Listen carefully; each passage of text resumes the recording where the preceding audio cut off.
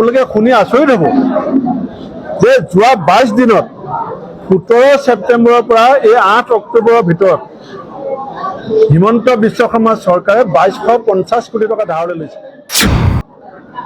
আজি গুৱাহাটী উচ্চতম ন্যায়ালয়ে চৰকাৰক প্ৰশ্ন সুধিছে যে আপুনি হিতাধিকাৰীক পইচা দিবৰ কাৰণে পইচাৰ উৎসটো কি? তাৰমানে ন্যায়ালয়ৰ চৰকাৰৰ ওপৰত আস্থা নাই। চাওক, অসমৰ মুখ্যমন্ত্ৰীৰ 500 টকাত চিলিণ্ডাৰ দিয়াৰ যিটো হাৰিয়ানাৰ কথা কৈছে, আচলতে অসম চৰকাৰখনৰ এতিয়া বিত্তীয় অৱস্থাটো অত্যন্ত ফুপুলা।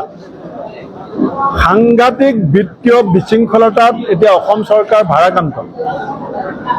আজি গুৱাহাটী উচ্চতম ন্যায়ালয়ে চৰকাৰক প্ৰশ্ন সুধিছে যে আপুনি হিতাধিকাৰীক পইচা দিবৰ কাৰণে পইচাৰ উৎসটো কি? তাৰমানে ন্যায়ালয়ৰ চৰকাৰৰ ওপৰত আস্থা নাই।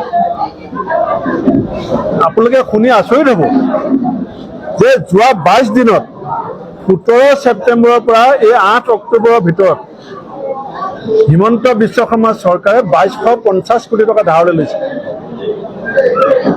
22 ডেইজত 2250 crores লোন লৈছে। 1947 স্বাধীনতা হোৱাৰ পাছত 2016লৈকে অসম চৰকাৰৰ ধাৰ আছিলে 41,964 কোটি টকা। আপুনি চাব, 1947ৰ পৰা 16 চনলৈকে ধাৰ আছিলে 41,964 কোটি টকা।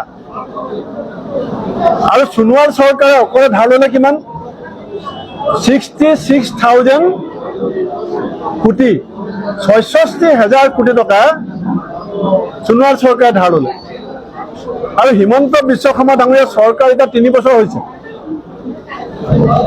আমি 47 চনৰ পৰা 16 চনলৈকে যিমান ধাৰ লৈছিলোঁ 41,000 crores, আৰু হিমন্ত বিশ্ব শৰ্মা চৰকাৰে এতিয়া 3 বছৰ 47,000 crores ধাৰ লৈছে।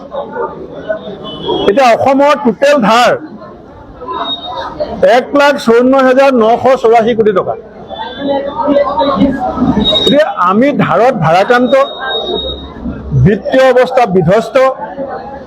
কেগৰ ৰিপৰ্ট পঢ়িলে আপোনাৰ গা নোম শিয়ৰি যাব।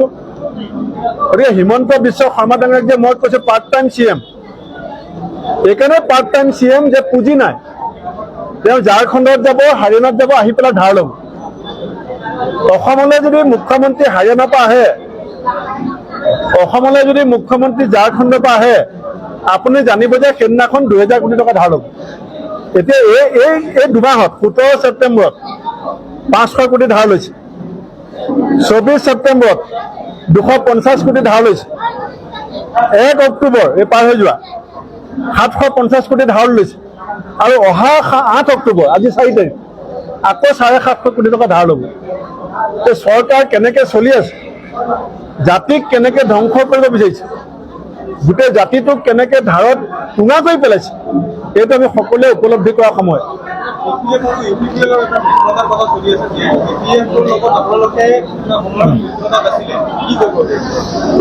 বিজেপিৰ লগত যাৰ মিত্ৰতা হ'ব, আমাৰ লগত মিত্ৰতা নহয়।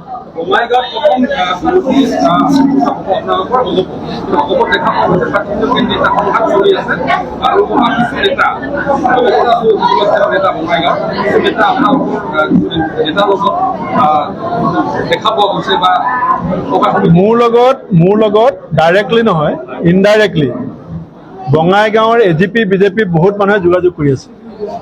কেৱল ৰৈ আছে বিজেপি বা AGPৰ প্ৰাৰ্থী ঘোষণালৈ। ইনডাইৰেক্টলি আমাৰ বঙাইগাঁৱৰ কিছু লিডাৰৰ জৰিয়তে আজিও 10 গৰাকী নেতাই যোগদান কৰিছে।